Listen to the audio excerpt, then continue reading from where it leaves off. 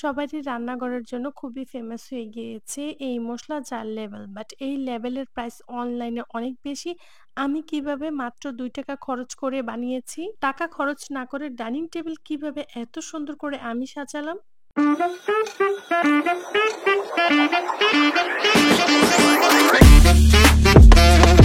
Hello everyone, আসসালামু আলাইকুম। This is Sira from হিরাজ good life. আশা করছি সবাই ভালো আছেন। ব্লগ স্টার্ট করেছি সকাল থেকে, তো চলে আসলাম কিচেনে। আমার জন্য আজকে নাস্তা বানাচ্ছি। কারণ সবাই নাস্তা করে নিয়েছে, বাকি ছিলাম আমি আর রায়ান।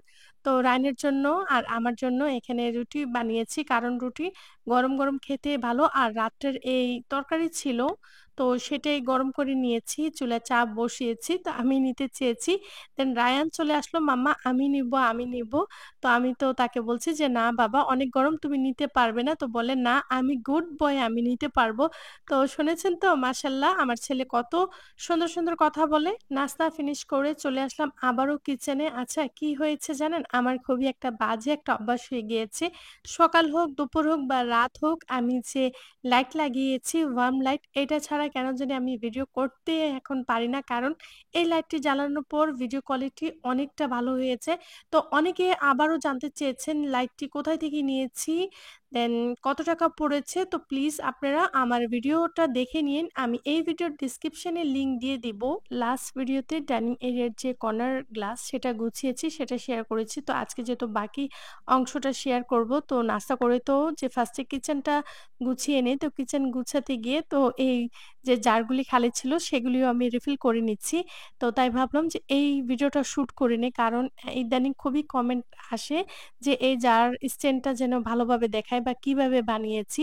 তো এই জারগুলো আমি DIY করে বানিয়েছি। ফার্স্টে এই জার লেভেলের এই জারের যে লেভেল সেগুলি অনলাইন থেকে নিতে চেয়েছিলাম। তো চিন্তা করলাম যে এই জার লেভেল অর্ডার দিব। তো আমি গ্রামের মানুষ বা যারা অনেক দূরে থাকে, ঢাকার বাইরে থাকে, তারা তো এই একটা অর্ডার দেওয়াটা তাদের জন্য খুবই প্রবলেম হয়েছে। তো তাদের চিন্তায় মাথায় রেখে আমি মাত্র ৳২ খরচ করে এই লেবেলগুলি বানিয়ে ফেলেছি। ভাবছিলাম যে অনেক টাকা খরচ হবে, বাট না, মাত্র ৳২ খরচ হয়েছে।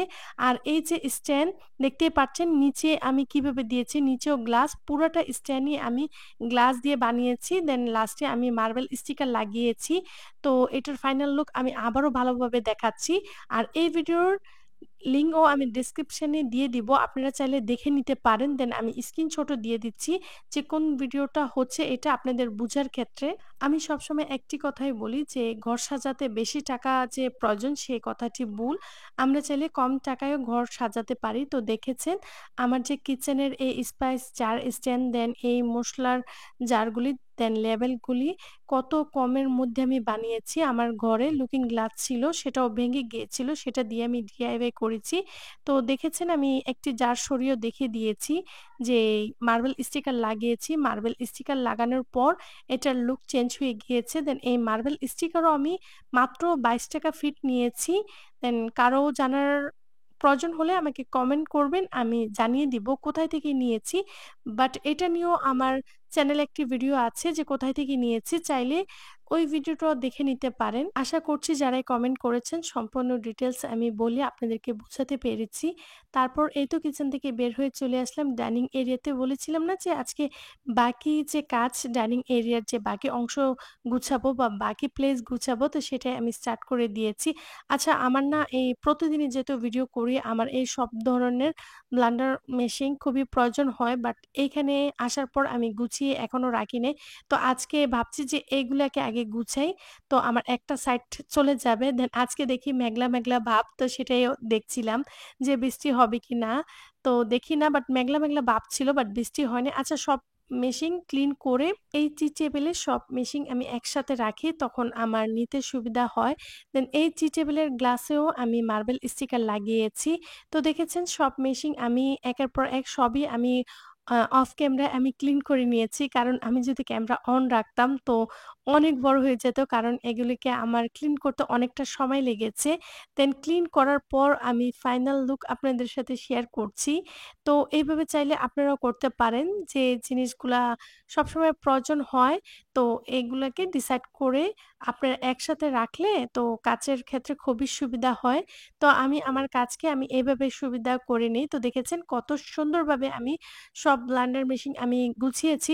আচ্ছা আমার না একটা ইচ্ছা ছিল যে কিচেনের সমস্ত জিনিস আমি কিচেনে রাখবো দেন ফ্রিজও। বাট কিচেন আমার আগের বাসার কিচেনটাও ছোট ছিল। বাট এটা আলহামদুলিল্লাহ আগেরটা থেকে অনেক বড় আছে। বাট সবকিছু রাখলে না ভিডিও করতে আমার প্রবলেম হচ্ছিল। তাই আমি এখানে আমার ফ্রিজের সাইডে আমি একটা টি টেবল যেহেতু আমার প্রয়োজন হয় না, তো আমি সেখানে আমি সব গুছিয়ে রেখেছি। আমার যখন যেটা প্রয়োজন হবে আমি নিয়ে নিবো। দেন লাস্টে আমি কোথায় কি রাখবো, সে আর্টিফিশিয়াল ফুল, লিফ সেগুলিকে আমি রাখছি। তো এই ফুলগুলো না আমি স্ট্যান্ডে রেখে দেখছি যে ভালো লাগছে কিনা। আগে তো আমার ডাইনিং টেবিলে ছিল বাট যেহেতু ডাইনিং টেবিলের লুক চেঞ্জ করছি, তো এই ফুলগুলি আমি কোথায় রাখবো তো সেটাই ভাবছি। তো দেখি না এই স্ট্যান্ডে খুবই মানাচ্ছে। দেন আপনারাও চাইলে আমাকে কমেন্ট করে জানাতে পারেন যে এই স্ট্যান্ডে এই ফুলগুলি মানিয়েছে কিনা, রাখবো কিনা। আচ্ছা আমি লাস্ট ভিডিওতে বলেছিলাম যে কমেন্টের রিপ্লাই দিব বা যারাই সুন্দর, সুন্দর কমেন্ট করেন তাদের চ্যানেলের নাম নিয়ে দেন ডিটেইলস এ বলবো। বাট সবার তো একসাথে বলা পসিবল না। সেটাও আমি লাস্ট ভিডিওতে বলেছি। দেন এটাও বলেছি যে প্রতিদিন ভিডিওতে যে কমেন্টটা বেশি ভালো লাগবে নেক্সট ভিডিওতে সেই আইডি নিয়ে কথা হবে। তো আজকে কোন আইডি নিয়ে কথা বলবো সেটা একটু পরেই বলছি। তার আগে আমি আমার একটা স্টোরি আপনাদের সাথে শেয়ার করি। আপনারা কি একটা জিনিস খেয়াল করেছেন যে ঘড়িতে কয়টা বাজে? ঘড়িতে বেজে গিয়েছে দেখেন ৩টা ৫। তো দেখেছেন সকালে কাজ স্টার্ট করেছি বাট কাজ শেষ করতে, করতে প্রায় কত টাইম হয়ে যায়। তো যে বলেছিলাম যে স্টোরি শেয়ার করব, এই যে আমি একটা ওয়ালমেট বা ওয়াল সিনারি যেই বলেন আমি দেখিয়েছি সেটা হাবিবা ভেঙে ফেলেছে। এইটা ভাঙ্গার পর তো আমার কান্নাকাটি স্টার্ট হয়ে গিয়েছে। দেন আমার হাসব্যান্ড বলে, "কিছু ভাঙলেই যে তোমার কান্নাকাটি শুরু হয়ে যায়, বাচ্চাদের থেকেও বেশি তুমি কান্না করো।" তো হাসব্যান্ড তো বলে, "তুমি আর কান্না করো না, আমি তোমাকে এনে দিব।" তো হাসব্যান্ড তো এটা বুঝে না যে আমার কান্নাকাটি করার কারণে তো সে আবার এনে দেওয়ার জন্য রাজি হয়। তো সে আমার এই প্ল্যানটা জানে না যে কেন কান্না করি। কান্না বলি বোধহয় সে খুবই ইজি ভাবে আমাকে আবার আ এনে দেয় বা এনে দেওয়াটা সে রাজি হয়ে যায় বা আমাকে টাকা দেয় বা আমি গিয়া আনতে পারি। তো যাই হোক বলেছিলাম না খুব কম টাকায় ডাইনিং টেবল আজকে সাজিয়ে দেখাবো তো সেটাই করছি। আমার পুরান বাসার ডাইনিং টেবিলের অনেকে অনেক টাইপেরই আমি কিভাবে সাজিয়েছি দেখেছেন। বাট আমি এই নতুন বাসায় আমি ডাইনিং টেবিলে নতুন একটা লুক দিতে চাচ্ছি সেটাও আবার টাকা খরচ না করে। তো দেখেছেন কিভাবে টাকা খরচ ছাড়াই আমি এই ডাইনিং টেবিলটা সাজিয়েছি। এই সবকিছু আমার আগের ছিল। দেন এই যে আ কাঁচের যে বোতল সেটা তো দেখিয়েছি। যারা মিস করেছেন ডেসক্রিপশনে লিংক দিয়ে দিব। আর যে নিচে যে ট্রেটা দিয়েছি সেটা তো বলেছি যে আমার কিচেনে আর প্রয়োজন না, এটা নষ্ট হয়ে গিয়েছে। তো সেটাকে এভাবে কাজে লাগিয়ে আমি দেখেন কত সুন্দরভাবে ডাইনিং এরিয়াকে বা ডাইনিং টেবিলকেও আমি নতুন একটা লুক দিয়েছি। তো আমার ক্যান্ডেলটা তো আমি মিস্টার ডিআইওয়াই থেকে এনেছি। সেটাও আমার আগেরই ছিল। দেন ক্যান্ডেল স্ট্যান্ডটাও আমার আগের ছিল। সবকিছুই আগের ছিল। তো বোতলটা তো কম প্রাইজের। তো সেটাও দেখিয়েছি। তো দেখেছেন জাস্ট ক্যান্ডেল জ্বালানোর পর লুকটা কেমন হয়ে গিয়েছে। ওই যে বলেছিলাম যে ঘর সাজাতে বেশি টাকা প্রয়োজন হয় সেটা আমি মানি না। তাহলে দেখেছেন আমার কথা কাজে আপনারা কি মিল পেয়েছেন? আমার কিউট, কিউট আপিরা যে আমাকে কমেন্ট করে সবার কমেন্টই আমার মন ছুঁয়ে যায়। বাট সবার কমেন্ট তো বলা পসিবল না। তো আজকে যে কমেন্ট নিয়ে বলছি বা যে আইডি নিয়ে বলছি সেটা হচ্ছে স্টোরি ট্রাম বাই নাহার। তো আপনারা চাইলে এই চ্যানেলটি ভিজিট করে দেখতে পারেন।